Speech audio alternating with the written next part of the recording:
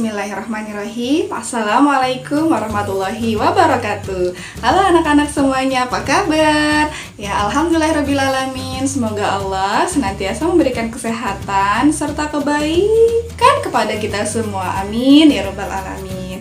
Anak-anak tetap semangat menjalankan ibadahnya dan juga senantiasa murojaah dan tilawah ya. Nah, sesuai judulnya, kali ini yang kita bahas adalah sesosok ilmuwan muslim pertama. Dia adalah tokoh pembesar muslim yang dikenal di dalam dunia kedokteran. Ya, dia bernama Al-Kindi. Ya, nama lengkap Al-Kindi adalah Abu Yusuf Yakub Al-Kindi. Ia dikenal oleh dunia sebagai seorang pembesar filsafat.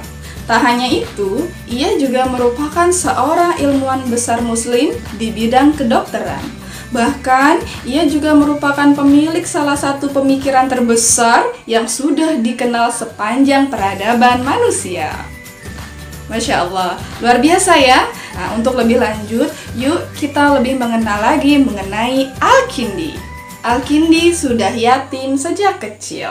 Ayah Al-Kindi wafat saat Al-Kindi masih kecil, sehingga pada saat itu Al-Kindi pun menjadi seorang anak yatim.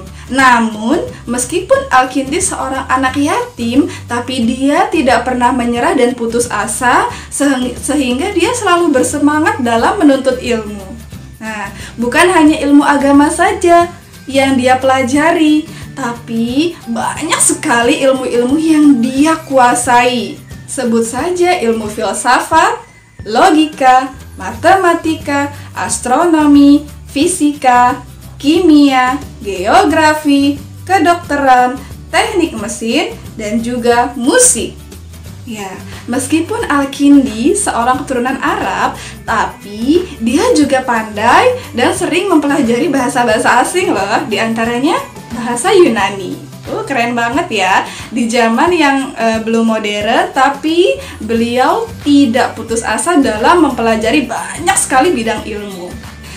Selanjutnya, kejeniusan Al-Kindi sempat jadi sumber kedengkian orang-orang di sekitarnya. Banyak orang-orang yang tidak menyukai Al-Kindi karena kejeniusannya. Bahkan, saking tidak sukanya dengan Al-Kindi, Al-Kindi tuh sering banget disiksa, dicambuk, sampai-sampai dia dihina oleh orang-orang karena ingin menjatuhkan seorang Al-Kindi. Namun, meskipun dia sering mendapatkan ketidakadilan, sering mendapatkan hal-hal yang tidak baik dari orang-orang, ia tetap semangat untuk selalu menuntut ilmu dan selalu memperbanyak pengetahuannya. Al-Kindi merupakan seorang yang ahli di bidang matematika.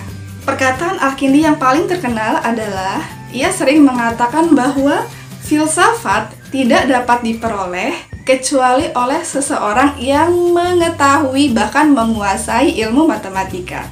Itu sebabnya Al-Kindi selalu berusaha untuk mempelajari matematika sehingga ilmu matematika itu dapat ia kuasai dengan baik. Al-Kindi adalah seorang dokter terkemuka. Dia senantiasa menuliskan pemikiran-pemikirannya ke dalam sebuah buku. Sudah banyak sekali buku-buku yang dia hasilkan, mungkin lebih dari 200 buku ya. 22 buku diantaranya mengenai kedokteran, kemudian sisanya adalah mengenai ilmu-ilmu yang dan pemikiran-pemikiran yang ia pelajari. Kecerdasan dan kejeniusannya membuat namanya abadi. Sebagai seorang ilmuwan yang memiliki begitu banyak karya, Al-Kindi meskipun sudah wafat, tapi namanya tetap dikenang. Bahkan seorang orientalis Perancis sangat mengagumi beliau dan mengatakan bahwa Al-Kindi merupakan satu di antara 12 seorang ilmuwan yang terkemuka di dunia. Dari kisah yang tadi Ustazah sampaikan, luar biasa ya, kita sudah mengenai Al-Kindi. Meskipun dia seorang yatim, tapi dia tidak pernah pantang menyerah dalam menimba ilmu. Terbukti akhirnya dia dikenal sebagai seorang ilmuwan muslim.